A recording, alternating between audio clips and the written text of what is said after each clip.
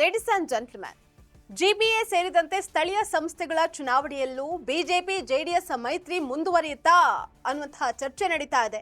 ಏತನ್ಮಧ್ಯೆ ಮುಂಬರುವ ಚುನಾವಣೆಯಲ್ಲಿ ಗೆದ್ರೆ ಮೈತ್ರಿಯಲ್ಲಿ ಮುಖ್ಯಮಂತ್ರಿ ಆಗೋದಾದ್ರೂ ಯಾರು ಅನ್ನುವಂತಹ ಚರ್ಚೆ ದೋಸ್ತಿ ಪಾಳ್ಯದಲ್ಲಿ ಜೋರಾಗಿದೆ. ಇತ್ತ ಮಗನನ್ನ ಮತ್ತೆ ಮುಖ್ಯಮಂತ್ರಿಯನ್ನಾಗಿ ನೋಡೋದಕ್ಕೆ ದೇವೇಗೌಡರು ಬಯಸಿದ್ದು ತಮ್ಮ ಇಂಗಿತವನ್ನ ಮೋದಿ ಶಾ ಮುಂದಿಟ್ಟಂತಿದೆ. ವೀಕ್ಷಕರೇ, ನೆಲ ಜಲ ಭಾಷೆಗಾಗಿ ಪ್ರಾಮಾಣಿಕ ಪತ್ರಿಕೋದ್ಯಮ. ನೀವು ನೋಡ್ತಾ ಇದ್ದೀರಾ ಫೋಕಸ್ ಟಿವಿ. ನಾನು ನಿಶ್ಚಿತ.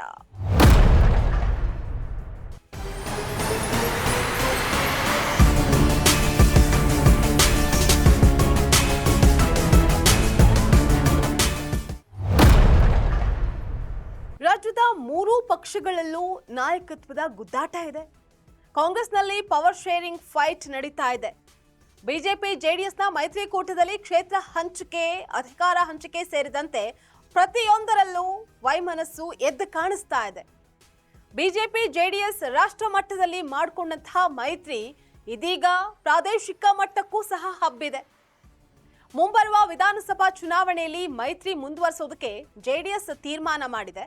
ಆದರೆ ಬಿಜೆಪಿ ಸ್ಪಷ್ಟನೆ ನೀಡೋದು ಬಾಕಿ ಇದೆ.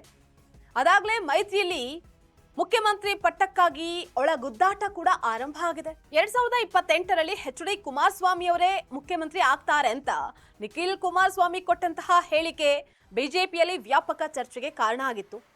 ಇದ್ರ ಬೆನ್ನಲ್ಲೇ ವಿಜಯಪುರದಲ್ಲಿ ನಡೆದಂತಹ ಜನತಾ ಸಮಾವೇಶದಲ್ಲಿ ಜೆಡಿಎಸ್ ವರಿಷ್ಠ ಮಾಜಿ ಪ್ರಧಾನಿ ಎಚ್.ಡಿ. ದೇವೇಗೌಡ ತಮ್ಮ ಇಂಗಿತವನ್ನ ವ್ಯಕ್ತಪಡಿಸಿದ್ದಾರೆ. ಕುಮಾರಸ್ವಾಮಿ ಅವರನ್ನ ಮುಖ್ಯಮಂತ್ರಿ ಮಾಡೋದು ನನ್ನ ಕೈಯಲ್ಲಿಲ್ಲ, ಅದನ್ನ ಪ್ರಧಾನಿ ಮೋದಿ ನಿರ್ಧಾರ ಮಾಡ್ತಾರೆ ಅಂತ ಹೇಳಿದ್ದಾರೆ.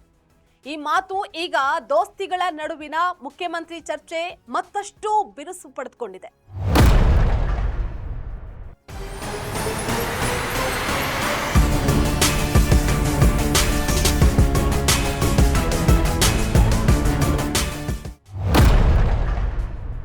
ಇದೇ ವೇದಿಕೆಯಲ್ಲಿ ಮಾತನಾಡಿದ ಕುಮಾರಸ್ವಾಮಿ, ನಾನು ಮುಖ್ಯಮಂತ್ರಿ ಆಗೋದು ಮುಖ್ಯ ಅಲ್ಲ, ರಾಜ್ಯದ ಹಿತದೃಷ್ಟಿಯಿಂದ ಒಕ್ಕಲಿಗ, ಲಿಂಗಾಯತ, ದಲಿತ, ಅಲ್ಪಸಂಖ್ಯಾತರು ಒಂದಾಗಿ ನೀಡಬೇಕು ಅಂತ ಹೇಳಿದ್ದಾರೆ ಮತಗಳನ್ನ.